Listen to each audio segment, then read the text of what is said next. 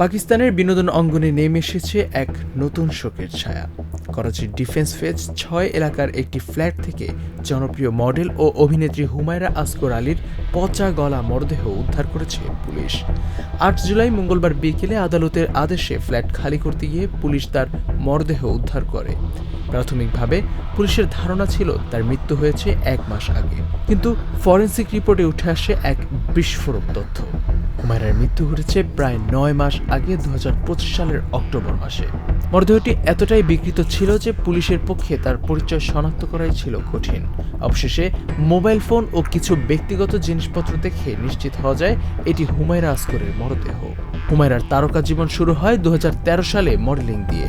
২০২২ সালে তিনি জনপ্রিয় রিয়েলিটি শো তামাশাতে অংশগ্রহণ করেও খ্যাতি অর্জন করেন, কিন্তু এরপর থেকেই ধীরে ধীরে নিজেকে জনজীবন থেকে গুটিয়ে নিতে থাকেন। হুমায়রা ২০১৮ সাল থেকে করাচির ইত্তেহাদ কমার্শিয়াল এলাকাতেই একা বসবাস করছিলেন। ২০২৪ সালের শুরু থেকেই বন্ধ করে দেন ফ্ল্যাটের ভাড়া দেওয়া।